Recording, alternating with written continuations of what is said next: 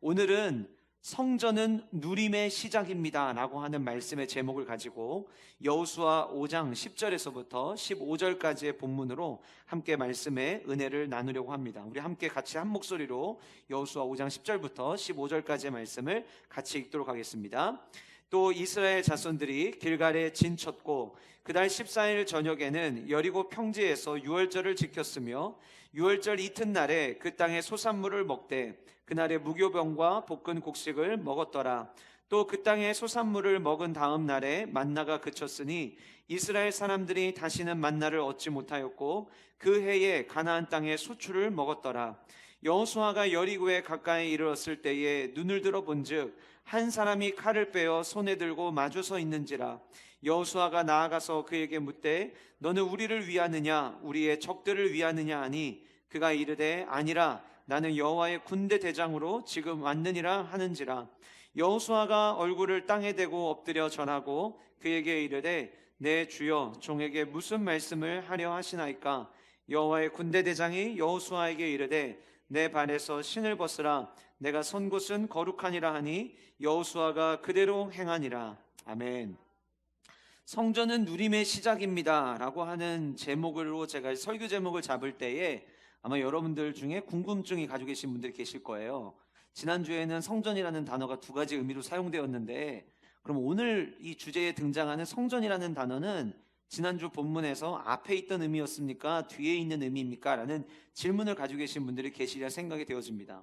그런데 오늘 본문에서 사용한 성전은 누림의 시작입니다 해서 이 성전은 지난주 본문에 등장했던 두 개의 단어를 저는 다 포함하였습니다. 다시 말씀드리면 하나님께서 싸우시는 거룩한 전쟁도 누림의 시작이 되어야 하고 저와 여러분들의 삶 속에서 주님을 모시며 살아가는 거룩한 성전의 삶에도 누림이 있어야 한다라고 하는 것입니다. 그래서 오늘 여러분들이 말씀을 들으실 때에 하나님의 백성으로서 거룩해 싸우는 우리는 무엇을 누려야 하며 또 하나님의 우리의 몸 안에 주님의 영을 모시고 거룩한 성전의 삶을 살아가야 되는 우리의 삶 속에서 우리가 누려야 되는 것들이 무엇인가에 대한 생각을 하시면서 오늘 이 아침 함께 말씀의 은혜를 나누기를 간절히 소원합니다. 누림이 무엇입니까? 누림이라고 하는 것은 무엇인가에 대해서 마음껏 누리거나 즐기는 것을 우리는 누린다라는 표현을 사용합니다. 그래서 누린다라고 하는 것은 결국은 풍요로움과 연결이 되어지게 되죠. 얼마나 이 사람이 많이 누리느냐, 그거는 그 사람의 삶이 얼마나 풍요로운가를 이야기를 하는 거예요. 그러나 이것은 단순히 물질적인 것만을 의미하지는 않습니다. 우리가 삶을 살아가면서 마음의 누림 또한 저는 굉장히 중요하다고 생각이 되어지고 마음의 풍요로움도 지금 우리가 살아가는 시대에는 물질적인 풍요로움 못지않게 너무나도 중요한 요소가 되어 있기 때문입니다. 그럼 저와 여러분들이 삶을 살아가면서 내가 무엇인가를 누린다라고 생각을 할 때에 이 누리기 위해서는 반드시 필요한 것이 있는데 그게 무엇이냐면 기회입니다. 누릴 수 있는 기회가 있어야 비로소 우리는 누리는 환경을 맞이하게 되는 것이죠. 그 제가 누리기 위해서는 기회가 필요하다라고 하는 이 두 가지를 머릿속에 깊이 생각을 해보다 보니까 결국은 누릴 수 있는 기회를 얻는 것도 우리에게는 굉장히 중요하겠구나라는 생각을 해보게 된 거예요. 내가 주어진 상황 가운데 무엇인가를 누릴 수 있는 기회를 얻는다. 그런데 그것이 그 상황에서만 누릴 수 있는 기회라고 이야기한다면 우리는 그것을 특별한 기회, 특별한 누림, 특별한 권리라는 표현으로도 대신할 수 있으리라 생각이 되어집니다. 그래서 제가 말씀을 준비하다가 문득 특권이라는 단어가 하나 머릿속에 떠올랐는데 사실 우리가 살아가는 이 시대 속에서는 특권이라는 단어가 긍정적인 의미보다는 부정적인 의미로 쓰일 때가 참 많아요. 그 이유가 무엇이냐면 특권이라는 단어 뒤에 의식이라는 두 글자가 붙었기 때문입니다. 특권 의식, 그러면 뭔가 마치 갑질을 행하는 사람들이 행하는 좋지 않은 행동으로 비춰지기 때문에 우리는 특권이라고 하는 단어에 대해서도 부정적으로 받아들일 때가 종종 있다라고 하는 것입니다. 그러나 우리 대한민국이 자유민주주의 국가라고 우리가 흔히 이야기를 하는데 자유민주주의 국가에서 내가 이룬 위치 속에서 그 위치에서만 누릴 수 있는 것을 누릴 수 있고 그 기회를 얻는다라고 하는 것, 내가 최선을 다해서 수고한 거에 대한 내가 누릴 수 있는 권리를 누리는 그 특권은 사실상으로는 부정적인 의미만은 아니라고 저는 생각을 합니다. 예를 들면 이런 거죠. 저희 집에 자녀들이 있죠. 저희 집의 자녀들은 아빠가 이강민이라고 하는 사람인 것 때문에 누릴 수 있는 권리들이 있을 거예요. 여러분들의 자녀들이 여러분들의 자녀이기 때문에 여러분들로부터 누릴 수 있는 권리가 있는 것처럼 저의 자녀들이 저의 자녀이기 때문에 누릴 수 있는 권리가 있는 것이죠. 한국에 수많은 교회가 있습니다. 그러나 대전 세종안교회 성도들은 여기 계신 여러분들과 저입니다. 그러면 우리는 대전 세종안교회 성도로서 누릴 수 있는 권리를 누리게 되는 거죠. 그것을 우리는 특권이라고 이야기를 하는 거예요. 제가 첫 사역주였던 원천침례교회의 제자가 영국에서 이제 의학을 공부하고 영국은 우리나라랑 레지던트 그 제도가 조금 다르다고 하더라고요. 그래서 다양한 과들을 돌면서 이제 레지던트를 계속 하고 있는데, 이제 얼마 전에 한국에 잠시 귀국해서 그동안에 의사인데 영국에 있는 동안 건강에 좀 문제가 있는 부분들, 점검하지 못했던 부분들을 한국에 들어와서 이 의료보험 체계, 우리나라 의료보험 체계가 너무 잘 돼 있다 보니까 자기 이제 뭐 치과도 가고 피부과도 가고 이런 이제 병원들을 다니면서 우리나라가 진짜 이 의료 서비스가 얼마나 좋은 나라인가에 대해서 또 한 번 생각한 계기가 되었노라는 이제 편지를 제가 받게 됐어요. 그러면서 그 친구가 하는 이야기가 뭐냐면, 대한민국 국민이기 때문에 누릴 수 있는 이 권리들, 자, 이게 특권인 거예요. 그러니까 내가 누릴 수 있는 그 상황에서 무엇인가를 누리는 것은 나쁜 게 아니라 좋은 거예요. 저와 여러분들이 성도잖아요. 그러면 성도는 성도로서 누릴 수 있는 특권이 있어요. 그리고 그 성도로서 누릴 수 있는 특권을 누리는 것은 당연한 것이지 나쁜 것이 아니다라고 하는 거예요. 우리가 거룩한 전쟁을 싸워가면서 함께 정복하기 위해서 회복을 넘어 부흥으로 나아가는 동안 하나님께서는 저와 여러분들에게 이 목표를 가지고 나아가는 저와 여러분들만 누릴 수 있는 특별한 은혜를 주기를 하나님은 원하십니다. 그리고 그 기회를 우리에게 주기를 원하시고, 우리는 그 삶 속에서 하나님이 주시는 은혜를 누릴 수 있는 자격을 우리는 갖게 되는 거예요. 그렇기 때문에 거룩한 전쟁에 임하는 저와 여러분들이 무엇을 누릴 것이냐, 우리가 하나님이 기뻐하시는 이 거룩한 싸움에 함께 할 때에, 또 내 몸을 거룩한 성전으로 삼을 때에 우리는 무엇을 누리며 살아갈 수 있을 것인가에 대한 이 점검은 매우 중요한 문제라고 생각이 되어집니다. 저는 오늘 저와 여러분들이 함께 말씀을 통하여서, 지난주에 우리가 이스라엘 백성들이 요단강을 건너고 가장 중요한 시기에 여리고 평지에서 할례를 행했죠. 물론 지난주 말씀 안에 총 3가지의 대지를 나눠서 말씀을 드렸지만, 지난주 말씀은 한마디로 이야기하면 할례를 행한 거였거든요. 그 할례를 왜 하나님은 행하게 하셨는지, 오늘 말씀을 통해서 그 할례 이후에 하나님께서 이스라엘 백성들에게 무엇을 누리게 하기를 원하셨는지 말씀을 통해 함께 살펴봄으로 말미암아 저와 여러분들 안에도 이 누림의 풍성함의 은혜가 있는 한 주간의 삶이 되시기를 주님의 이름으로 축복합니다. 더욱이 제가 이제 오래전부터 이 말씀을 준비를 하면서, 오늘은 절기가 있는 주일이죠. 오늘은 종려주일입니다. 다음 주일은 부활주일이고, 그래서 거의 이 절기가 있을 때에는 그 절기에 해당되는 본문을 가지고 말씀을 전해야 되는데, 제가 3주 전부터 종려주일날 어떤 말씀을 나눌까를 고민을 하다가 문득 원래대로 말씀을 전하면 오늘 저와 여러분들이 읽은 여호수아 5장 10절부터 15절까지의 말씀이 본문으로 정해지게 되더라고요. 원래대로 하면. 그래서 제가 말씀을 묵상하다 보니 종려주일에 이 말씀만큼 우리에게 중요한 말씀이 또 있을까라는 생각을 하게 됐어요. 종려주일은 2000년 전 전에 이스라엘 백성들이 예수님이 예루살렘에 입성하시는 예수님을 환영하기 위해서 자기들이 입고 있던 겉옷을 예수님이 가시는 그 길에 깔아드리고, 당시 이 행위는 왕을 모시는 모습이었거든요. 그렇게 예수님을 모셔드리고, 그리고 자기들이 손에 종려나무 가지를 흔들면서 호산나 다윗의 자손 예수여 우리를 구원하소서를 외치던 날이 종려주일입니다. 그것을 기념하는 날이 바로 오늘이에요. 그런데 그 종려주일에 그들이 예수님을 환영하고 예수님을 향해서 소리를 질렀던 이유가 무엇이었을까를 제가 가만히 생각해 보면, 그들은 예수님을 통해서 무엇인가를 누리기를 원했던 거였어요. 예수님이 정치적, 군사적 메시아가 되셔서 억압받고 있는 우리가 이젠 이 억압에서부터 벗어나서 무엇인가를 새로운 삶을 누리기를 원하는 모습이 그들 안에 있었기 때문에 그들은 자기들의 겉옷을 벗어가면서까지 종려나무 가지를 흔들면서 예수님을 환영했다라고 하는 거예요. 물론 신앙생활할 때 신앙생활이 나에게 무엇인가의 유익이 되기를 원하는 마음을 가지고 신앙생활하는 것은 너무나도 저는 바람직하다고 생각을 합니다. 이 자리에 오신 여러분들이 함께 예배할 때 나는 어떤 것도 기대하지 않아, 나는 어떤 것도 바라지 않아, 그냥 시간이 있어서 온 거야 라고 해서 오신 분들은 아무도 안 계실 거예요. 이 예배를 통해서 영적인 만족을 누리기를 원하시는 분들도 계실 것이고, 이 예배를 통해서 영적인 풍성함이 무엇인지, 삶의 진정한 의미가 무엇인지, 내가 삶을 살아가는 동안 힘들고 지칠 때에 버티고 견딜 수 있는 힘을 얻기 위해서 오신 분들도 아마 계실 거예요. 이 모든 것은 나는 오늘 이 예배를 통하여 무엇인가를 내가 얻기를 원한다라고 하는 거예요. 그러나 신앙이 옅은 분들은, 이제 막 믿음 생활을 시작하신 분들은 종교 생활을 하시면서 예배를 드리면서도 어떤 내 영적인 것들이나 하나님께서 진짜 내가 무엇을 원하기를 원하시는지에 대한 관심이 있기보다도 이 세상 속에서 승리하고 성공하고 보장받기를 원하는 목표를 가지고, 목적을 가지고 교회에 막 발을 내디딘 분들도 계시리라 생각이 되어집니다. 이스라엘 백성들이 2000년 전 예수님을 모실 때에 그들이 원하고 그들이 기대하고 그들이 누리기를 원했던 것처럼 오늘날에도 교회 안에 자기가 누리고 싶은 것들을 원하고 오는 이들이 있을 것이다 라고 하는 거예요. 그러나 저와 여러분들이 오늘 이 말씀을 함께 대하면서 우리는 무엇을 누릴 준비를 해야 되는지, 우리가 진짜 누려야 되는 것이 무엇인지 이 말씀을 통해 함께 살펴보고, 저와 여러분들의 이 믿음의 기초가 성경에 기초하여서 정말 이 종려주일에 우리 주님 앞에서, 주님, 제가 주님 앞에서 누리기를 원하는 것은 바로 이런 것들입니다, 우리의 신앙의 고백으로 함께 올려드리는 귀한 예배 시간 되기를 간절히 소원합니다. 그렇다면 우리는 무엇을 누려야 될까? 첫 번째는 성전은 경배의 기쁨을 누리는 시간이 되어야 한다라고 하는 것입니다.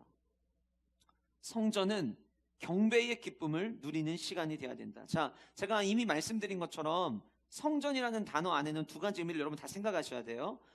주님과 함께 더불어 싸우는 그 전쟁은 경배의 기쁨을 누리는 시간이어야 되고, 우리의 몸을 주님의 영이 거하시는 거룩한 성전으로 삼고 살아가는 우리의 삶에도 경배의 기쁨을 누리는 시간이 되어야 한다라고 하는 것입니다.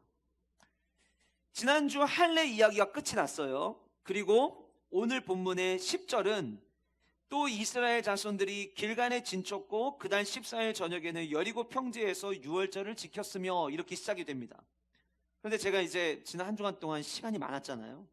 이제 아시는 분도 아시겠지만 병원에 이제 입원했다가 이제 어제 퇴원했는데, 병원에 있으면서 본문을 이 한 구절을 앞에 여호수아 5장 9절까지 나왔던 스토리를 가지고 제가 제 노트에다가 10절을 적었는데, 제가 적은 걸 읽어드릴 테니까 여러분들은 여러분들의 성경을 보세요. 어떻게 저는 적었는지.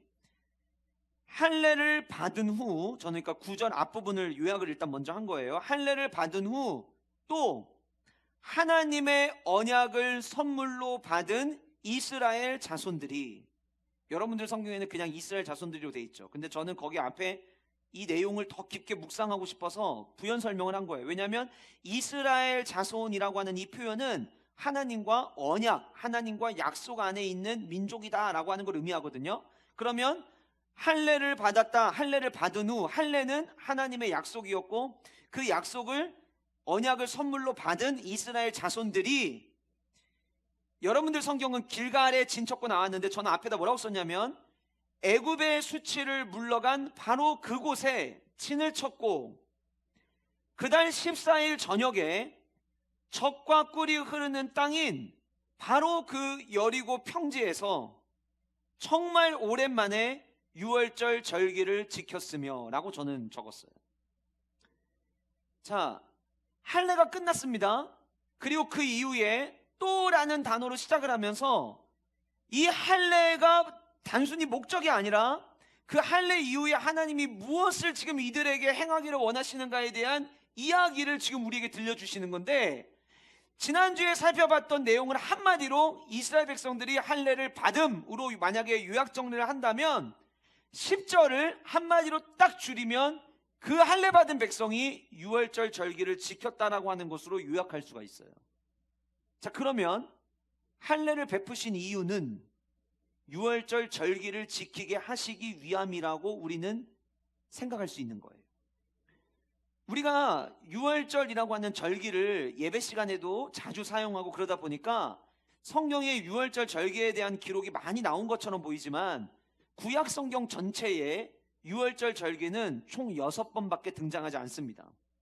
그 첫 번째가 어디에 등장하냐면 출애굽기 12장에 등장을 합니다. 우리가 잘 아는 대로 애굽에서 종노릇 하던 그들을 10가지 재앙을 통해서 하나님께서 건져주시죠. 모든 가문이 죽음을 맞이할 때에 문설주에 어린 양의 피를 바른 집은 그 사망의 권세를 건너뛰게 하시는 놀라운 기적을 행하셨습니다. 그리고 그것을 기념하기 위해서 지킨 절기가 유월절 절기였어요. 그것이 성경에 나오는 유월절 절기의 첫 번째 시작이었습니다. 두 번째 성경에 나오는 유월절 절기는 민수기 9장에 등장을 합니다. 민수기 9장에 등장하는 유월절 절기에서 이스라엘 백성들은 꿈을 꾸게 됩니다. 우리가 하나님의 약속대로 가나안 땅을 들어가게 되면 그 가나안 땅에서 엄청난 행복을 누릴 수 있겠구나. 그래서 그 엄청난 행복을 누릴 수 있을 것이라고 하는 기대감을 가지고 유월절 절기를 보낸 것이 민수기 9장에 등장을 합니다. 그런데 민수기 9장에서 두 번째 유월절 절기를 지내고 난 이후에 이스라엘 백성들이 가데스 바네아에서 반역을 하게 돼요. 그리고 이 일을 통해 이스라엘 백성들은 원래 10하루길이면 들어갈 수 있는 그 광야를 40년이라고 하는 시간을 방황하게 이르게 됩니다. 우리가 지난주에 이스라엘 백성들이 오랜 시간 동안 할례를 행하지 않았음을 이미 살펴보았죠. 그 할례를 받지 못했던 이유도 그들이 불평하고 원망하기 때문이었다고 지난주 말씀을 통해 함께 살펴봤는데, 이스라엘 백성들에게 할례는 절기와 굉장히 중요한 연관관계가 있습니다. 절기를 지킬 수 있는 자격 조건에 반드시 할례 받은 자들이 절기를 지킬 수 있게 되어 있었어요. 자, 그러면 민수기 9장에서 유월절 절기가 지켜지고, 그리고 성경상 여호수아 5장 오늘 10절 본문에 이르기까지 그 앞에 그 어느 곳에도 유월절 절기를 지켰다라고 하는 흔적이 없습니다.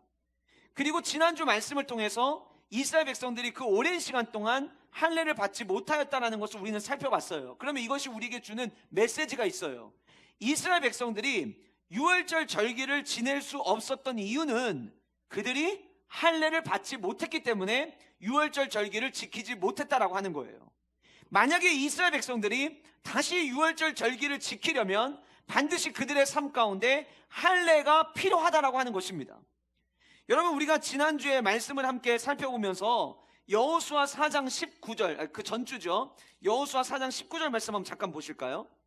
지금부터 여러분들이 머릿속에 시간적 개념을 제일 좌측에, 여러분들 좌측에다가 여호수아 4장 19절을 마련해 놓으시고 공간을, 그 다음 가운데에다가는 할례 받은 사건, 그 다음에 마지막 우측에다가는 오늘 본문 유월절 절기를 지키는 사건을 머릿속에 기억해 놓으시고 여호수아 4장 19절을 같이 우리 함께 한 목소리로 읽어보도록 하겠습니다. 같이 읽겠습니다. 시작.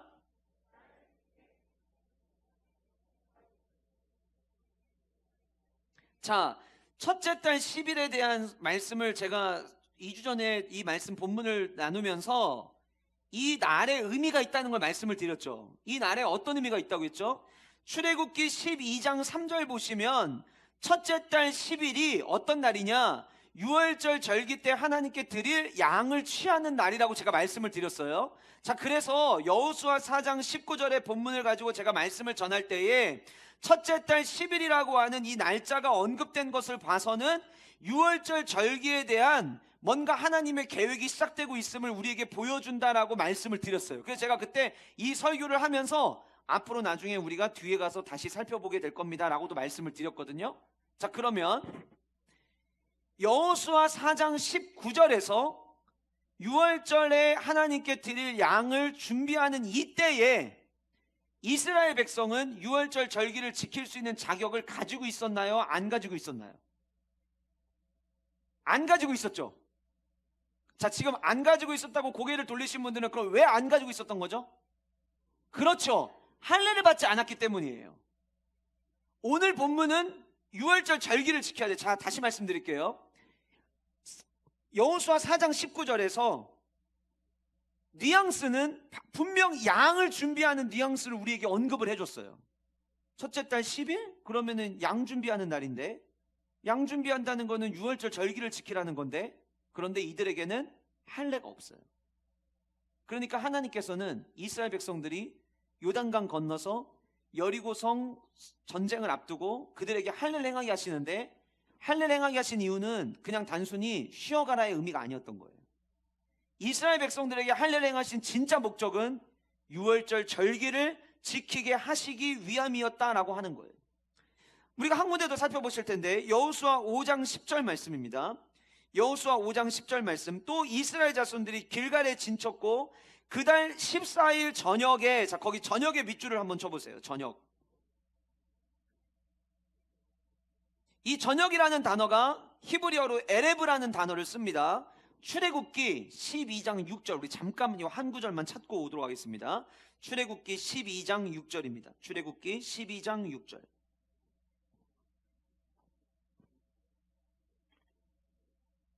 출애굽기 12장 6절 같이 읽겠습니다. 시작. 이달 연 나흔 날까지 간직하였다가 해질 때에 이스라엘 회중이 그 양을 잡고, 자 출애굽기 12장 6절에 등장하는 해질 때라고 하는 이 단어가 조금 전에 여러분들이 여호수아 5장 10절에서 밑줄 치셨던 저녁이라고 하는 히브리어 에레브라는 단어를 써요. 여러분 성경은요 그 시간대를 표현할 수 있는 단어가 많이 있는데 하나님께서 성령의 영감을 주셔서 성경의 저자들을 통해 성경을 쓰게 하실 때 같은 단어가 같은 곳에서 같은 상황 속에서 나온다는 것은 우리에게 던져주는 뭔가의 메시지가 있거든요. 자, 제가 여러분들에게 유월절 절기가 6번이 나오고 그 첫 번째가 출애굽기 12장에, 두 번째가 민수기 9장에, 세 번째가 여호수아 5장에 등장한다고 말씀을 드렸죠. 할례를 행하라는 메시지는 창세기 17장에 처음 나왔고, 전능한 하나님께서 나는 전능한 하나님이라 내 앞에서 행하여 완전하라라고 이야기하면서 할례가 무엇이냐? 할례는 모든 능력을 가지고 계신 그 하나님 앞에 내가 하나님의 백성으로 앞으로 살아가겠습니다를 결단하고 하나님과 약속하는 것, 그것이 할례라고 말씀을 드렸어요.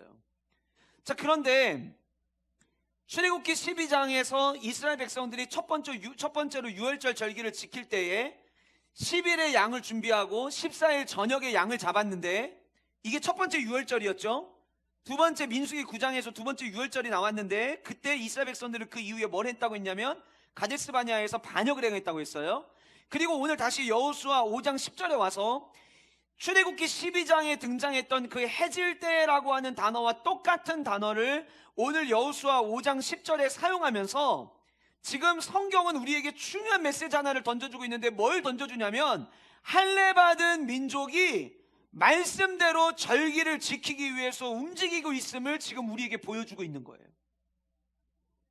할례를 행하는 것도 중요하지만 할례를 행했다면 그 다음에 하나님의 약속대로 예배하고 하나님의 약속대로 절기를 지키는 그 모습이 우리에게 필요하다라고 하는 것을 지금 보여주고 있다라고 하는 거예요.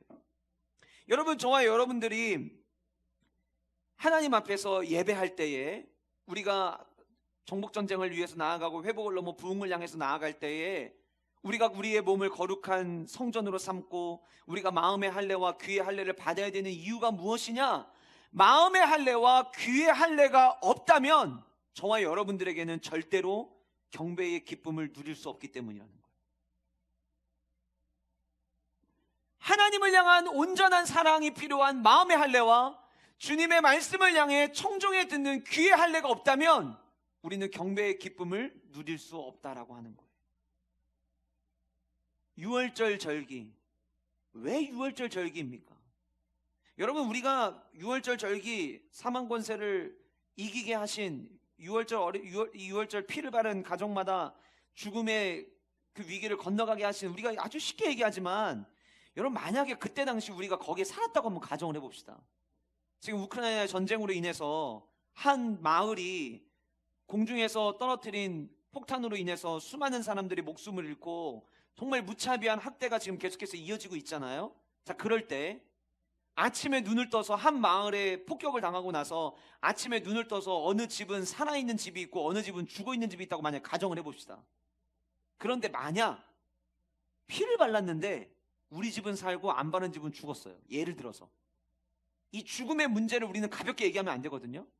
그러면 여러분, 이 피를 발랐다는 이 한 가지 이유만으로 하나님께서 우리 가정에 생명을 유지시켜 주시고 보존시켜 주셨다면 그들에게 있어서 유월절 절기는 그 어느 것과 비교할 수 없는 기쁨의 절기예요.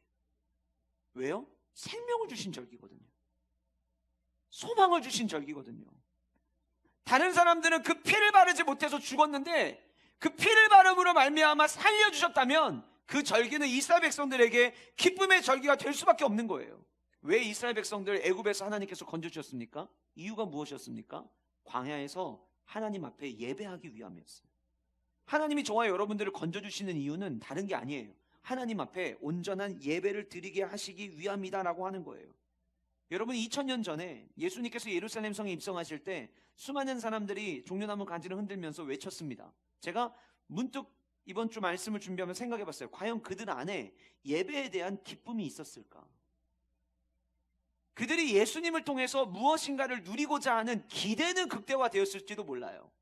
그러나 진정한 기쁨은 그들에게 없었어야 생각이 되어집니다. 반대로 저와 여러분들 안에 이미 예수 그리스도를 나의 구주로 영접하신 분들이라면 아마 저와 여러분들 중에는 그 기쁨을 이미 맛보신 분들이 저는 이 가운데 많이 있으시리라 생각이 되어집니다. 그런데 우리가 점검해야 될 게 있죠.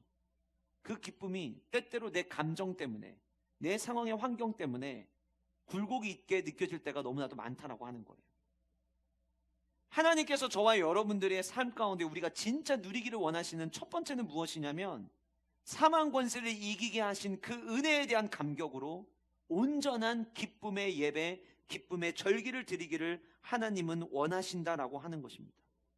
저는 이번 한 주간 동안, 특별히 오늘 종려주의를 시작으로 이번 한 주간 동안 저와 여러분들 안에 나를 그 예수 그리스도의 피를 바르심으로 말미암아 나를 구원하시고 나를 살리신 그 하나님의 은혜 앞에 우리 안에 식어져 있던 예배에 대한 감격이, 우리 안에 식어져 있던 경배에 대한 기쁨이 다시 회복되어지는 놀라운 은혜가 이번 한 주간 동안 있기를 주님의 이름으로 축복합니다. 감격. 유월절 절기를 지킬 수 있는 바로 그 감격. 이스라엘 백성들이 요단강을 건너고 할례를 행하고 정말 오랜만에 다시금 유월절 절기를 지키게 되면서 그들 안에 기쁨은 이루 말할 수 없었을 것이에요. 이스라엘 백성들이 애굽에서 출애굽하였을 때 마치 그때를 기념하여서 하나님께서 새로운 시작을 알릴 때에 유월절 절기를 지킬 수 있었던 것처럼 이제 이들에게 요단강을 건너고 드리는 이 유월절 절기는 가나안 땅이라고 하는 새로운 삶의 시작을 알리는 절기였습니다. 이번 한 주간이, 그리고 다음 주 부활주일이 하나님께서 저와 여러분들 우리 교회에 약속하신 2022년 함께 정복합시다를 향해 달려갈 때 우리에게 약속하신 새로운 땅에 대한 그 출발로 저와 여러분들이 감격의 예배를 올려드릴 수 있기를 주님의 이름으로 축복합니다. 두 번째로, 성전은 하나님의 공급을 누리는 시간입니다. 하나님의 공급을 누리는 시간. 여러분, 요즘에 이제 여행을 할 때 여행을 이제 영어로 투어라고 하잖아요. 근데 이 투어라는 단어 앞에 뒤에는 영어를 쓰는데 앞에는 전혀 영어가 아닌 한글을 써가지고 조화를 이룬 단어가 있죠. 먹방 투어입니다. 먹방 투어. 그래서 요즘에 사람들이 여행을 할 때 맛있는 거 이렇게 찾아다니면서 맛있는 거 먹고 그거를 여행에 남는 것으로 생각하는 경우들이 많아요. 물론 여행을 하다 보면 좋은 경치도 남고 사진도 남겠지만 저희 모르겠어요. 여러분들까지는 모르겠지만 저희 사역자들은 항상 여행은 먹는 게 남는 거다라고 하는 이런 하나의 정신적 철학을 갖고 있거든요. 그래서 우리 사역자들이 어디를 가면 그래, 먹는 건 잘 먹어야 돼. 여기까지 왔으면은 그래도 여기 뭐가 유명한지 알아보자. 뭐 이런 어떤 그런 분위기가 조성이 돼 있어요. 이제 코로나가 터지고 나서 2020년도, 21년도에 사역자 수양회를 못 하고 올해 이제 시작이 되면서 작년에 이제 12월 27일에 스카이브리지 셀러브레이션 마치고 사역의 세대 교체도 있었고, 그래서 이번만큼은 좀 우리가 사역자 수양회를 갖는 게 좋겠다. 그래서 이제 정말 오랜만에 2년여 만에 이제 사역자들이 수양회를 갖기로 했습니다. 그래서 장소를 어디로 갈까 이제 막 고민을 하다가 오랜만에 나가는 거니까 그래도 바다도 좀 보고 하면 좋겠다. 그래서 그러면 부산을 가자. 그래서 이제 부산으로 목적지를 정하고 이제 가게 됐어요. 그래서 대전에서부터 저희가 부산에 도착하려고 하는 이제 목적지에다가 내비게이션을 찍고, 이 내비게이션이 어디로 우리를 길을 인도하는지를 보니까 중간에 청도라고 하는 그 지역을 이렇게 지나가도록 안내를 해주더라고요. 제가 이제 어릴 때부터 저희 외삼촌이 부산에 사시는데 외삼촌께서 청도 미나리는 꼭 먹어봐야 된다는 이야기를 예전부터 참 많이 해주셨거든요.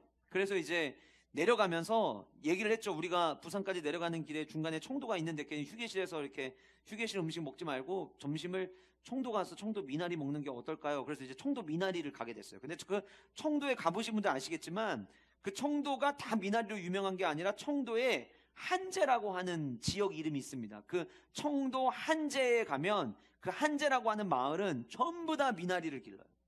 근데 그 미나리가 이제 저희가 그때 사역자 수양회를 가질 그때가 미나리가 막 나오기 시작하는 때였어요. 근데 저는 잘 모르는데 우리 큰 사모님께서 말씀하시기로는 그 초에 나오는 처음 나오는 그 미나리가 우리가 일반 매장에 마트 가서도 미나리를 사서 먹을 수 있지만 그 미나리는 얇고 그리고 가운데가 꽉 차 있지 않은데 청도 미나리는 안에도 꽉 차 있고 향도 훨씬 좋다 막 이제 얘기를 하셔가지고 갔거든요. 그래서 갔는데 청도 한제 미나리 그럼 미나리만 먹는 줄 알았는데 가서 보니까 이 미나리를 삼겹살이랑 같이 구워 먹더라고요.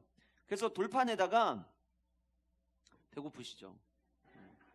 여러분들 중에 몇몇 분들 표정이 오케이 오늘 저녁은 미나리 삼겹살 지금 결정하신 분들 계시는데 삼겹살이랑 미나리를 이제 같이 불판에 같이 구워 먹기도 하고 혹은 삼겹살을 굽고 그 구운 삼겹살을 생 미나리에 싸 먹기도 한대요. 저희는 다 해봤죠, 두 개 다. 근데 이제 제가 가서 이제 우리 미나리를 먹는데 우리 두 분의 전도사님들이 미나리를 얼마나 잘 드시는지 거의 그냥 이거는 뭐 염을 드시듯이 막 드시는 것 같은 거예요. 제가 두 분의 전도사님 이름은 얘기하지 않았습니다. 근데 아마 지금 여러분 웃으시는 걸 보면 다 동일한 분들을 생각하시는 것 같아요. 근데 사실 우리 두 분 전도사님만이 그런 게 아니라 모두가 다 이게 미나리랑 삼겹살을 같이 먹으니까요 한없이 들어가요. 한없이. 삼겹살만 먹으면 느끼한데 미나리에 향긋함이 있으니까 이게 두 개가 조화를 이루면서 이게 조화가 너무 잘 이루어지는 거예요. 제가 생각을 해봤습니다. 만약에 2년 만에 사역자들과 사역자 수양회를 갔는데 고속도로를 지나가는 길에 청도가 있어요. 그 청도에 들렸어요. 그런데 만약에 콩나물 해장국 먹고 갑시다 그랬으면 어땠을까요? 아마 별로 그렇게 기억에 남지도 않을 뿐더러 기억을 만약에 한다면 아니 여기 다 미나리집이고 삼겹살집인데 왜 여기까지 와서 콩나물 해장국을 먹어라는 생각으로 별로 좋지 않은 기억을 하셨으리라 생각이 되어져요. 먹방 투어, 제철 음식, 특산물 그거는 거기 가야만 맛볼 수 있는 것들을 의미하는 거예요. 할례를 끝나고 6월절 절기를 지킨 이스라엘 백성들의 이야기가 10절까지 마무리가 된 다음에 오늘 본문 11절과 12절은 그 6월절 절기를 어떻게 지냈느냐에 대해서는 별로 언급이 나오지 않고 뭐를 먹었느냐에 대한 기록을 하고 있어요. 본문을 한번 보실까요? 11절입니다. 6월절 이튿날에 이제 볼펜 있으신 분들은 볼펜을 준비하시고 6월절 이튿날에 그 땅에 소산물에 밑줄 쳐주세요. 먹대에 동그라미를 쳐주세요. 그날의 무교병과 볶은 곡식을 먹었더라. 12절 또 그 땅에 소산물 밑줄 쳐주시고 먹은에 동그라미 쳐주시고 다음 날에 만나가 그쳤으니 이스라엘 사람들이 다시는 만나를 얻지 못하였고 그 해에 여기 네모 박스 좀 쳐주세요. 그 해에 가나안 땅에 소출 밑줄 먹었더라 동그라미. 자 그러면 11절과 12절에서요 그 땅에 소산물 소출 먹었다라고 하는 단어가 3번이나 반복해서 등장을 하는 것을 볼 수가 있습니다. 그러면 지금 이 본문은 뭐를 먹었다라고 하는 것을 지금 강조하려고 하는 거예요. 그 땅에 소산물을 먹었다. 그런데 11절과 12절에 여러분들이 밑줄 치신 소산물 12절 마지막에 소출 이 단어가 히브리어로 앞에 두 단어는 아브르라는 단어를 쓰고 있고 세 번째 단어는 트아부트라는 단어를 쓰고 있는데 단어가 발음은 여러분들 기억 못하셔도 괜찮아요. 이 두 개의 단어 모두 어떤 의미를 갖고 있냐면 그 땅에서 수확한 것이라는 의미를 가지고 있어요. 그 땅에서 수확한 것. 자, 그럼 무슨 얘기예요? 여기 아니면 못 먹는 거예요. 여기이기 때문에 먹을 수 있는 거예요. 요단강을 건넜기 때문에 먹을 수 있는 거고 할례를 행하고 6월절 절기를 지키고 있기 때문에 먹을 수 있는 것, 그 땅에서만 얻을 수 있는 것을 그 다음 뭐가 중요한 거예요? 그거 구경만 한 게 아니에요. 먹은 거예요. 취한 거예요.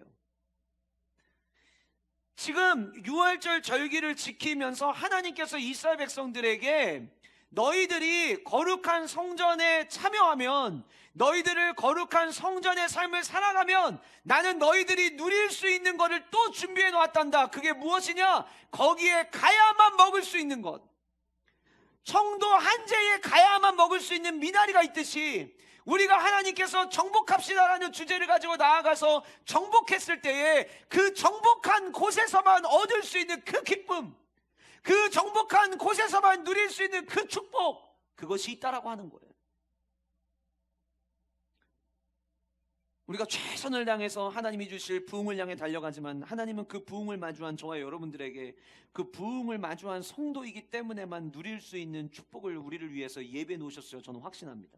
그리고 우리는 그것을 누리기 위해서 달려가는 거예요. 제가 여러분들에게 그 해라고 하는 부분에 네모박스를 치시라고 했어요.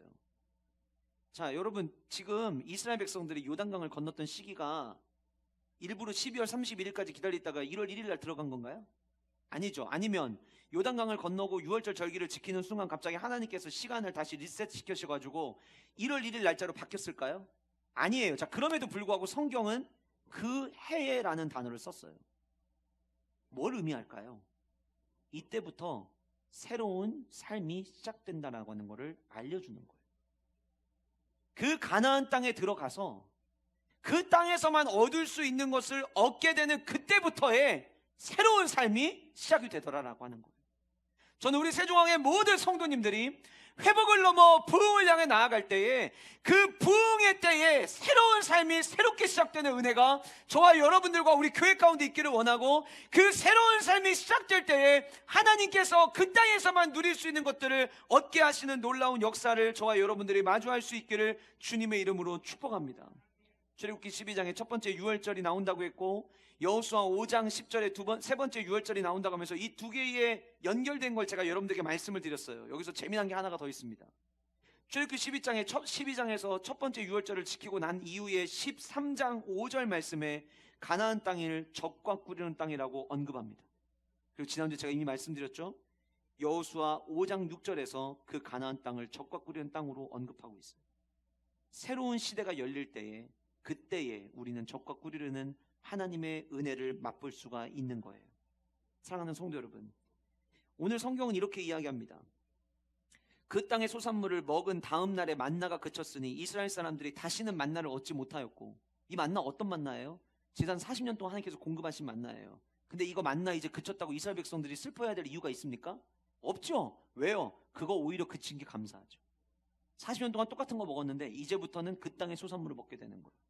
요단강 건너기 전까지는 광야에 있을 때에는 어쩔 수 없이 만나를 먹었어요. 물론 만나도 하나님께서 베풀어 주신 엄청난 은혜였죠. 하나님의 임재를 상징하는 거였죠. 그런데 요단강을 건너는 순간부터 하나님께서는 이제 그들을 위한 새로운 열매를 마련해 놓으셨던 거예요. 여러분, 출애굽기 16장 35절을 같이 우리 화면 보시면서 같이 읽도록 하겠습니다. 같이 읽겠습니다. 시작.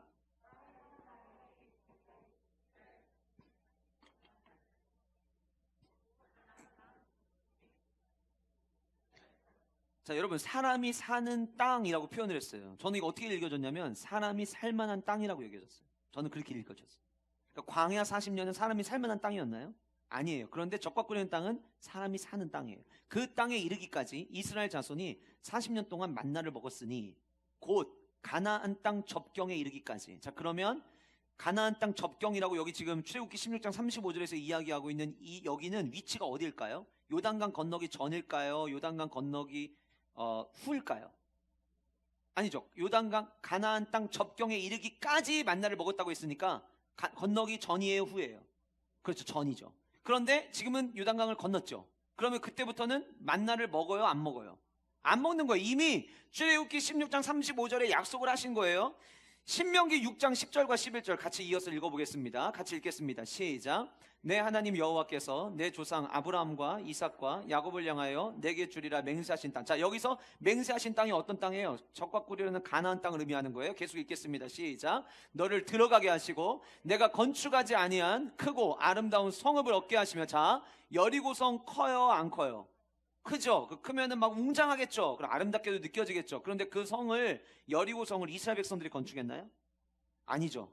이스라엘 백성들이 건축하지 않았어요. 그런데 네가 건축하지 아니한, 너희들이 그렇게 만약에 큰 거 건축하려고 했으면 되게 힘들었을 텐데, 너희들이 건축하지 아니한 그 크고 아름다운 성을 얻게 하겠다. 11절 계속 읽겠습니다. 시작. 내가 채우지 아니한 아름다운 물건이 가득한 집을 얻게 하시며, 내가 파지 아니한 우물을 차지하게 하시며, 내가 심지 아니한 포도원과 감람나무를 차지하게 하사 내게 배불리 먹게 하실 때에. 자, 제가 생각을 해봤어요.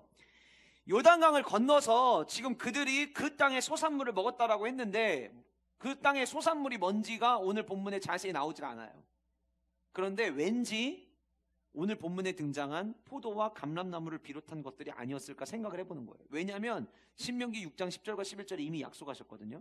너희들이 짓지 않은 크고 아름다운 성읍을 너희들이 차지하게 될 거다. 그 다음 뭐 이렇게 얘기했어요. 11절. 내가 채우지 아니한 아름다운 물건이 가득한 집을 얻게 하시며. 자, 질문 하나 드려볼게요. 이스라엘 백성들이 광야 생활을 하면서 요단강을 점점 옵니다. 그리고 여리고 성은 요단강, 그리고 길갈, 여리고 성 이렇게 있다고 제가 말씀을 드렸잖아요. 그리고 여리고 성은 약간 높은 지대에 있다고 말씀도 드렸고요. 자, 그러면 저 멀리서 이스라엘 백성들이 올 때 이 요단강과 길갈 그리고 여리고 성 앞에까지, 요 길갈을 포함한 그 중간 지대에 거기 사람 살았을까요? 안 살았을까요? 왜 살았다고 생각하세요? 이유는 항상 고대 문명을 보면 물줄기가 있는 곳에는 사람이 살았어요. 자, 그러면 요단강이 있고 그 요단강이 옆에 분명히 사람이 저는 살았을 거라고 생각을 하는 거예요. 자, 그러면 멀리서 이스라엘 백성들이 온다는 이야기를 들었을 때, 이미 기생 라합을 통해서 우리가 들었지만 이미 이 가나안 땅에 사는 사람들이 마음이 막 녹아내리기 시작을 했잖아요. 그때 이 사람들 계속 거기 살고 있었을까요? 아니면 여리고성 안쪽이나 뒤쪽으로 도망갔을까요? 도망갔겠죠. 이해되세요? 제가 지금 무슨 얘기하는지 이해가 되세요? 원래 이 길갈, 할례를 행했던 이 길갈은 요단강부터 여리고성 사이에 있는 모든 지대는 사람이 살고 있었을 것이라고 우리가 추측할 수 있는 거예요. 왜냐하면 물가기 때문에. 그런데 그들이 살고 있다가 저 멀리서 이스라엘 백성들이 온다는 얘기를 들으니까, 들리는 소문에 의하면 야, 그 민족 장난 아닌데, 그 민족 하나님이 보호하시면 모두가 다 이긴다던데, 그럼 우리 여기 살지 말자, 도망가자, 좀 멀리 도망가자. 야, 그러면은 여기 여리고성 있으니까 여리고성 뒤편으로 도망가면 그래도 안전하지 않을까? 그래, 도망가. 일단 여기 있는 거 그대로 놔두고 도망가. 그래서 다 도망간 거예요. 자, 그러면 이스라엘 백성들은 요단강을 건너서 올 때 이미 여리고성은 문이 닫혀 있었어요. 이 얘기는 거기 가운데 지대에 사람이 안 살았을 가능성이 굉장히 높은 거예요. 근데 요단강을 건너서 와 보니 이미 오래전부터 사람들이 살았던 게 흔적이 남아있네요. 이전에 이 사람들이 여기서 농사 짓던 것들도 남아있어요. 포도나무도 있고 감람나무도 있고, 아, 여기 농사만 짓는 게 아니라 사람이 살았던 것 같아요. 집들도 있어요. 그 집 안에 들어가 보니까 조리기구들도 있어요. 덮고 잘 것도 있어요. 저는 이게 신명기 6장 11절 말씀이 마치 그 요단강을 건넌 이스라엘 백성들의 상황을 지금 보여주는 것 같은 거예요. 여러분, 지난 40년 동안은 머물 수 있는 것도 없었고 모든 것을 하나님이 공급하시는 것만 살았는데, 요단강을 건너고 나서 보니까 길갈에서 할례를 행하고 유월절 절기를 지키면서 그 땅의 소산물을 먹기 시작할 때를 보니까 이거 우리가 심은 게 아닌 거예요. 여러분, 이스라엘 백성들이 요단강 건너면서부터 저 멀리부터 씨를 뿌려갖고서는 열매를 맺었겠냐고요. 이미 그 전부터 열매 맺고 있던 거를 지금 얻기 시작한 거예요. 하나님께서는 약속하셨죠. 그 땅은 젖과 꿀이 흐르는 땅이다. 그리고 이스라엘 백성들은 유월절 절기와 함께 젖과 꿀이 흐르는 땅의 첫 번째 수확물을 맛볼 수 있었던 것. 사랑하는 성도 여러분, 여러분은 하나님의 백성으로 살아가면서 하나님이 여러분들을 향해 공급하시는 것들을 얼마나 누리고 계십니까? 얼마나 누리고 계십니까? 제가 아까도 말씀드렸지만 믿음이 연약하면은요, 누리긴 뭘 누려, 내가 가지고 있는 것도 없는데, 돈도 없는데, 이런 생각을 자꾸 하게 되는데, 제가 다음 주 여러분들 주보의 칼럼에다가 글을 써드릴 텐데, 최근에 50대 60대 우리 한국교회 성도들을 대상으로 설문조사를 했거든요. 그런데 왜 당신은 신앙생활을 하십니까? 라고 하는 질문에 감사하게도 대한민국의 성도들이 물질적인 어떤 복 때문에 신앙생활 한다라고 대답한 사람들이 거의 없었어요. 하나님을 의지할 수 있음이 내게 기쁨이 되고, 하나님을 의지할 수 있음이 내 삶의 소망이 되고, 이렇게 응답들을 하셨더라고요. 얼마나 감사한지 몰라요. 그런데 정작 나는 그거를 지금 누리고 있느냐라고 하는 거예요. 주님과 함께 시작한 그 새로운 삶의 출발 속에서 나는 이스라엘 백성들이 그 가나안 땅 안에서 젖과 꿀이 흐르는 말 그대로 젖과 꿀을 맛보기 시작을 한 건데, 나도 신앙생활하면서 그 젖과 꿀을 지금 맛보고 있느냐라고 하는 거예요. 거룩한 전쟁에 임할 때 하나님의 백성은 그 거룩한 땅에서 하나님이 공급하시는 하나님의 공급을 누려야만 합니다. 제가 말씀을 준비하면서 요한계시록 3장 20절 말씀이 떠올랐습니다. 요한계시록 3장 20절은 라오디게아 교회에 하셨던 말씀이었죠. 그들은 스스로를 부자라고 생각했습니다. 스스로를 부자라고 생각하고 부족한 것이 없다고 생각을 했어요. 근데 성령 하나님은 그 교회를 책망하셨죠. 차지도 않고 뜨겁지도 않았던 그 라오디게아 교회의 모습을 책망하시면서 열심을 내라고 재촉하십니다. 그랬던 그 교회에 주셨던 말씀이 요한계시록 3장 20절 말씀이에요. 우리가 너무 잘 아는 말씀이죠. 누구든지 내 음성을 듣고 문을 열면 내가 그에게로 들어가 그와 더불어 먹고 그는 나와 더불어 먹으리라. 이 말씀은요, 난 크리스천들에게 하는 말씀이 아니에요. 예수님을 믿지 않는 사람들에게 하는 이야기가 아니에요. 너 문 좀 열어봐, 내가 네 문 안으로 들어가서 너 나랑 같이 더불어 먹고 마시자, 그 얘기 하시는 게 아니에요. 이 말씀은 라오디게아 교회 성도들에게 하신 말씀이었어요. 무슨 이야기입니까? 성도임에도 불구하고 주님을 환영하고 주님을 초청해서 주님과 더불어 누림을 누렸어야 되는데 그러지 못하는 삶을 살고 있는 자들이 있었다는 거예요. 누가 그렇게 살았느냐? 나 하나님 없어도 잘 살 수 있어라고, 나 부자야 라고 생각하며 살았던 사람들.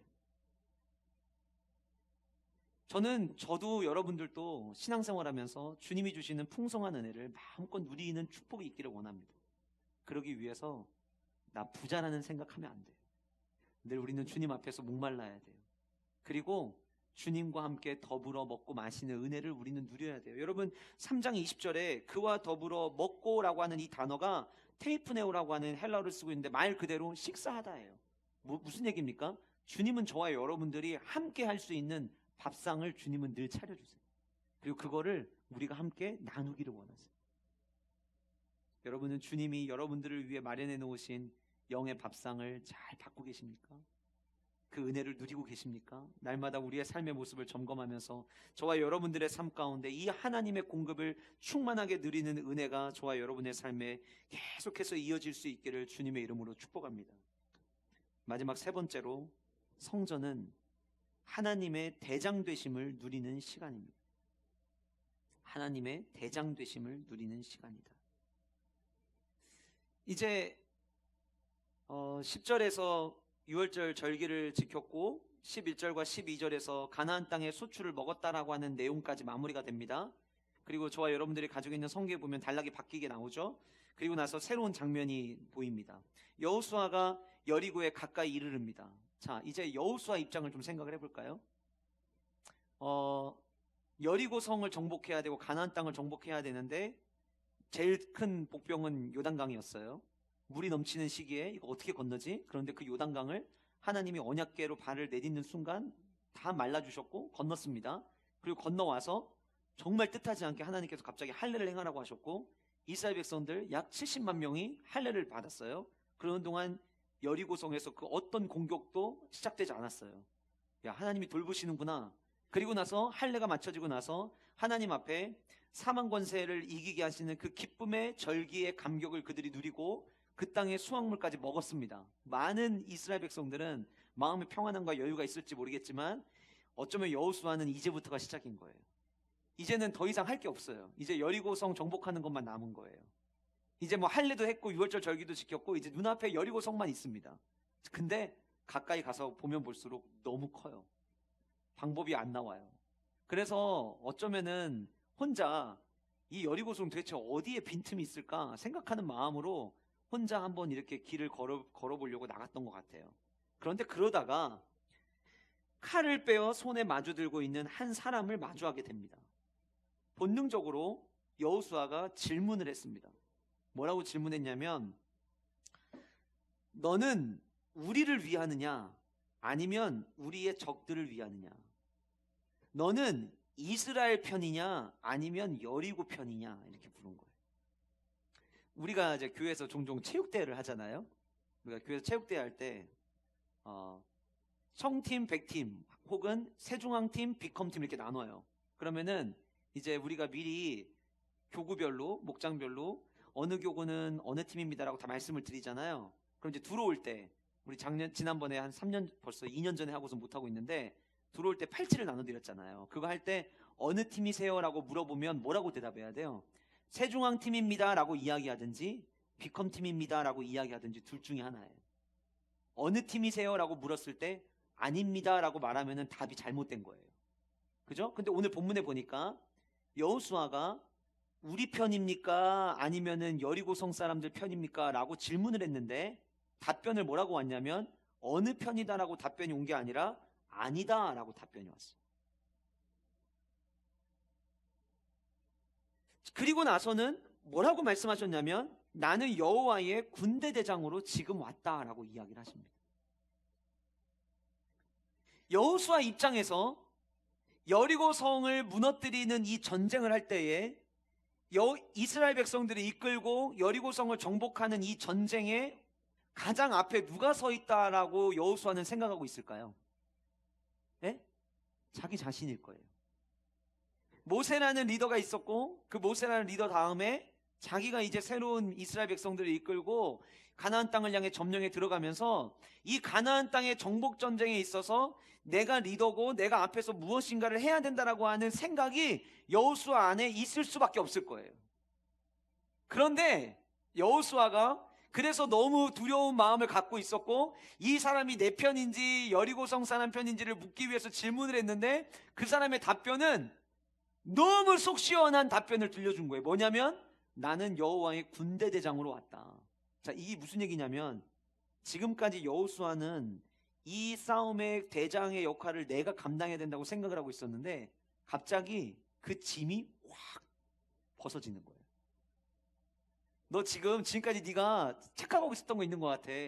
네가 지금까지 이 전쟁에 임하는 동안 착각하고 있었던 것 같아. 너가 가정을 이끌면서 뭔가 착각하고 있는 것 같아.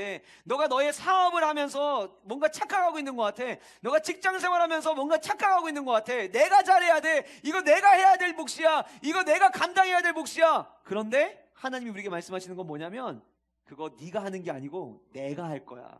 이걸 얘기하시는 거예요.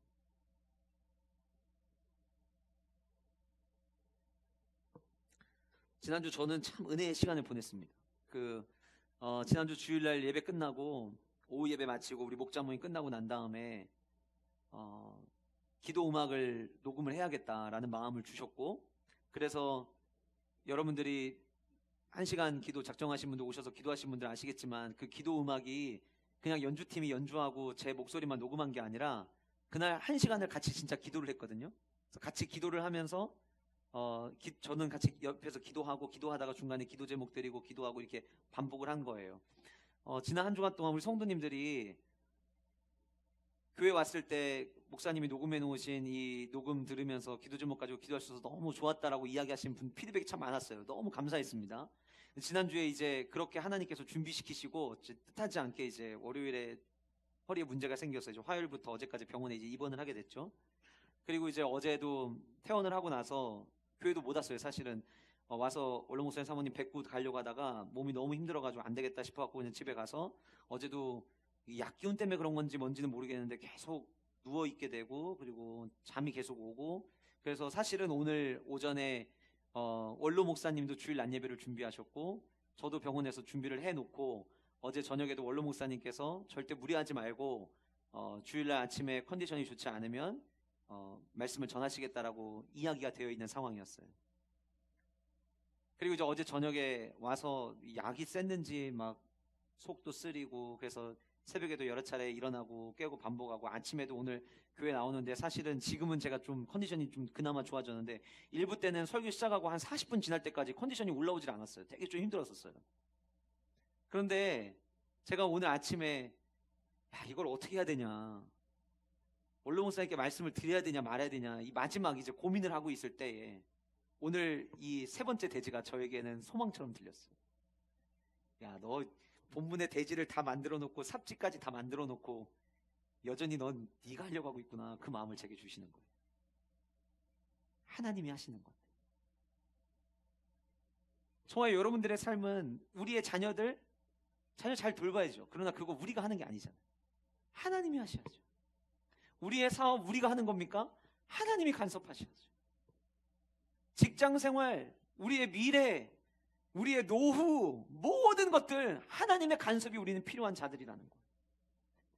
그래서 저 예전에 들었던 이야기 중에 지금도 머릿속에 기억에 남는 게 있는데, 하나님을 향해서 내 편 내달라고 이야기하기 전에 당신이 먼저 하나님 편이 되라. 하나님 제 편이 좀 되어주세요, 저 좀 도와주세요 라고 말하기 전에 우리가 하나님 편이 되면 되는 거예요. 그분이 다스리시는, 그분이 대장 되시는 그 군대 안에 내가 군인으로만 들어가면, 그 안에서 군인으로 싸우면, 싸우시는 건 하나님이 싸우시는 거예요. 그런데 자꾸 내가 싸우려고 하니까 힘든 거예요. 예수님께서 말씀하셨죠. 수고하고 무거운 짐진 자들아 다 내게로 오라. 내가 너희를 쉬게 하리라. 주님은 저와 여러분들이 주님 안에 와서 쉬기를 원하시지, 주님 믿는다고 하면서 여전히 내가 뭔가를 하려고 발버둥치기를 주님은 원하지 않으신다는 거예요. 많은 이들이, 요즘에 많은 분들이 힘들게 하루하루를 살아가세요. 왜 그러냐면 그 모든 시작이 정신적 염려 때문에 시작된다고 합니다. 요즘은 어른들만이 아니라 아이들도요. 제가 병원에 있으면서 오은영 박사님이 이렇게 많은 프로를 하는지 몰랐어요. 보니까 뭐 어른들 상담도 하고 연예인 상담도 하고 애들 상담도 하고 다양한 부분들을 상담을 하시더라고요. 그런데 내용을 제가 보면서 똑같이 느낀 게 있어요. 결국은 마음의 염려예요. 그런데 여러분, 우리가 예수님 믿고 하나님의 자녀로 살아간다라고 하면서 하나님이 내 삶의 대장 되어주시고 주님이 제 삶의 주인이십니다라고 이야기하면서 그러지 못하고 살아갈 때가 얼마나 많느냐라고 하는 거예요. 오늘 본문 속에서 하나님은 그 성전, 거룩한 전쟁 속에서 하나님이 우리의 대장 되어주시기를 원하셨고, 너 여호수아야, 내가 대장 되는 군대, 그 군인으로서 너는 누렸으면 좋겠어, 이거를 말씀하고 계신 거예요. 저와 여러분들이 여전히 코로나의 이 과정을 통과하면서 우리가 무엇을 어떻게 될지 정확히 알지 못한 이때에 저와 여러분들의 삶 가운데 우리의 왕 되신 하나님을 대장으로 모시고 그 하나님의 대장 되심을 마음껏 누리며 그 특권을 누리며 살아가는 은혜와 축복이 저와 여러분들에게 있기를 주님의 이름으로 축복합니다. 제가 세 가지를 말씀드렸죠. 성전은 경배의 기쁨을 누리는 시간이다. 성전은 그 땅에서만 누릴 수 있는 하나님의 공급을 누리는 시간이다. 성전은 하나님의 대장 되심을 누리는 시간이다. 그런데 제가 이 말씀을, 이 세 가지의 대지를 정리를 하면서 결국 이 세 가지를 다 누리는 삶을 한마디로 정의한다면 어떻게 정의할 수 있을까를 생각을 해보게 된 거예요. 이유가 왜 그러냐면 오늘 본문의 15절은 우리에게 너무나도 유명한 말씀의 구절이 담겨져 있습니다. 같이 한번 읽어보실까요? 15절 같이 읽겠습니다. 시작.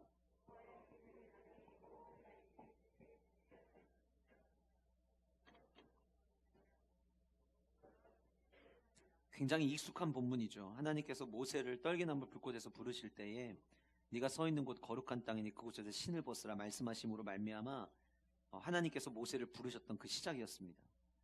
근데 그 동일한 말씀을 여호수아에게도 말씀하세요. 물론 모세의 후계자가 여호수아이기 때문에 어떤 이 겹치는 모습을 우리에게 보여주기 위해서도 모이기 위해서라기도 생각이 되지만, 이제 이스라엘 백성들은 이 여리고성을 이제 할례까지 다 끝나고 이제 다음 주는 부활주일이어서 제가 절기설교를 하고 그 다음 주 여호수아 6장 들어가면 이제 그토록 기다렸던 여리고성 전투를 시작을 하거든요. 이제 진짜 싸우기 시작하는 게 이제 막 시작이 된단 말이에요.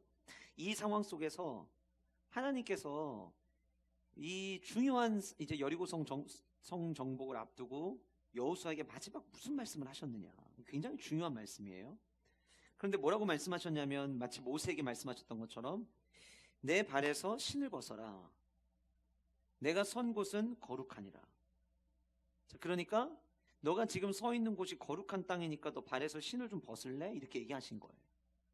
저는 이 내 발에서 신을 벗으라라는 이 구절이 나올 때마다 원천침례교회 첫 사역을 저는 잊을 수가 없습니다.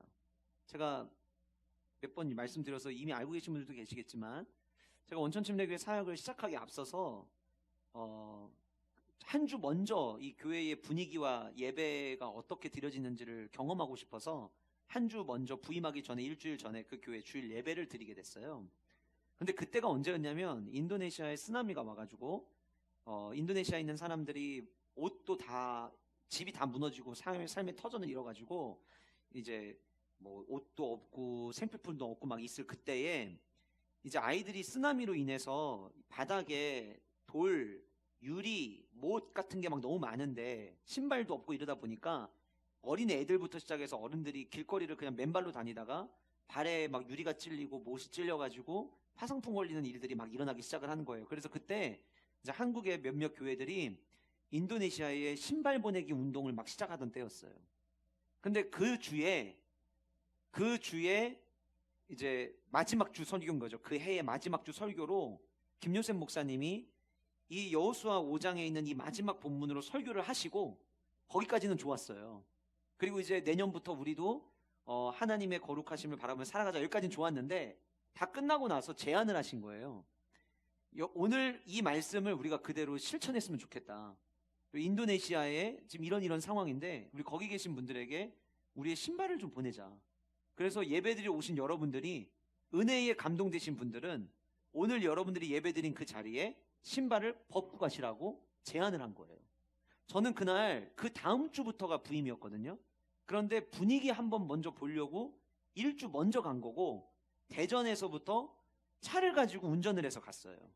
그런데 이제 예배드리러 가니까 새신자, 그들이 보기엔 새신자잖아요. 이제 물론 목사님들은 알고 계시고 사역자는 알고 있었지만 들어가면서 이제 인사하고, 누구세요? 아, 다음 주부터 GSM 전도사님으로 새로 오신 전도사님이에요. 이렇게 얘기를 해서 몇몇 분들이 알고 계신데, 그 설교 마지막에 은혜에 감동되신 분은 신발 벗고 가자고 하는데 안 벗으면, 야, 다음 주부터 새로 오는 저 전도사는 아직 준비가 덜 됐구나, 헌신할 줄 모르는가, 이렇게 또 비춰질 수도 있고, 그래서 어쩔 수 없이 마지막에 결단하라고 할 때 신발을 벗게 됐어요.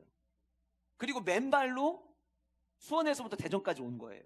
중간에 휴게소도 가야 해서 망향 휴게소를 들렸는데, 망향 휴게소에 12월 마지막 주였으니까 추운 겨울이지 않습니까? 그때 맨발로 화장실 갔다 왔고 맨발로 휴게실을 돌아다녔어요. 다른 사람이 봤을 때는 위에는 정장인데 밑에 맨발로 돌아다니니까 얼마나 우스꽝스러웠겠어요. 그래서 저는 이 신을 벗으라는 본문이 나올 때면 늘 그때 생각도 나고, 솔직히 맘 같아서는 우리도 한번 해볼까? 이런 마음이 지금도 막 있긴 있어요. 근데 여러분들 생각해서 안 하는 거죠. 그런데 제가 이 말씀을 병원에서 있으면서 생각을 해본 거예요. 내가 선 곳이 거룩한 곳이니 발에서 신을 벗으라. 여기 네가 서 있는 곳이 거룩한 땅이니까 신을 벗어라. 이렇게 1차원적으로 머릿속에 생각을 계속 한 거예요, 저는. 그러다가 문득 아까 말씀드렸던 원천 침례교에 있었던 일이 떠올란 거죠. 그리고 하나님이 이 본문을 통해서 저에게, 우리 교회 성도님들에게 요구하시는 게 있구나라는 걸 깨닫게 됐어요. 그게 뭐냐면, 지금 저와 여러분들이 있는 곳이 거룩한 곳이어서 신발 벗고 끝날 문제가 아닌 거예요. 우리가 주님 계신 곳에서 거룩한 곳이라고 신을 벗잖아요. 그럼 그때부터는 신을 벗고 우리는 살아야 돼요. 다시 말씀드리면요, 거룩한 곳이어서 신을 벗기 시작을 했지만, 그래서 신을 벗은 곳이 거룩한 곳이지만, 우리의 삶이 여전히 신을 벗고 거룩한 곳을 밟으며 살아가는 삶을 우리는 살아가야 된다라고 하는 거예요. 그러니까 제가 원천 침례교에서부터 대전까지 오는 동안 사람들이 저를 볼 때는 정신 나간 모습이었겠지만, 제가 이 말씀을 묵상을 해보니까 맨발로 다니는 내가 밟는 곳들은 하나님이 원하셨던 건, 너 중간에 휴게실 셨지? 너 거기 맨발로 갔지? 난 거기도 거룩한 곳이길 원해. 이 마음을 제게 주셨던 거예요. 그래서 제가 이제 화요일에 병원에 입원을 하고 이 말씀을 묵상을 하는데, 그날 화요일날 첫날 이 말씀에 대한 깨달음을 주신 거예요. 네가 서 있는 곳이 거룩한 곳이니 내 발에서 신을 벗어라. 그럼 제가 뭐 해야 돼요? 병원에서 신 벗고 맨발로 돌아다니는 거예요? 하나님이 원하시는 건 그게 아니에요. 주님이 저에게 이런 마음을 주신 거예요. 얘야, 네가 지금 몸 불편한 거 알아? 그리고 너 지금 병원에 치료받으러 온 거 알아. 근데 나는 네가 어느 곳에 있든지 네가 있는 곳이 거룩한 곳이었으면 좋겠어. 그래서 제가 병원에 있는 동안 전도를 했어요. 치료받으러 다니면서 간호사 선생님들을 만나고, 재활치료를 도와주는 선생님을 만나고, 사진을 촬영하는 기사님을 만나고, 그럴 때마다 내가 누군지, 제가 누구인지, 그리고 제가 무엇을 믿고 있는지, 또 그 중에 한 분은 예전에 신앙생활 하시다가 신앙생활 하지 않으시는 분이 계셔서 왜 신앙생활을 멈추게 되었는지에 대한 이야기를 들어주고, 살면서 어떤 어려움이 있었는지 얘기를 들어주고, 그래서 그분이 당장 마지막 날 제가 퇴원할 때 저 교회 가겠습니다 여기까지는 아니었지만 그분들에게 내가 믿는 하나님이 누구인지에 대해서 계속해서 전했어요. 왜냐? 주님이 원하시는 저와 여러분들의 삶은 거룩한 삶을 살기를 원하시기 때문인 거예요. 제가 오늘 이 말씀을 준비하면서 마지막에 하나님께서 내가 서 있는 곳이 거룩한 땅이다, 내 발에서 신을 벗으라, 이 말씀을 읽으면서 하나님은 여호수아에게 여리고성 전투만 거룩한 성전이 되기를 원하지 않으셨다는 걸 깨달았어요. 가나안 땅 차지하는 모든 날 동안에 하나님은 이스라엘 백성들이 거룩한 백성의 삶을 살기를 원하셨어요. 뭘 보면 알 수 있습니까? 이스라엘의 역사를 보면 알 수 있어요.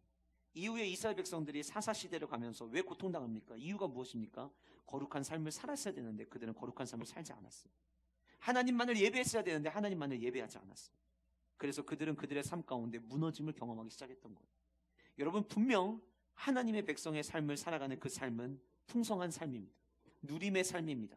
그런데 그 누림이 왜 나의 삶에는 무너진 것처럼 느껴질까요?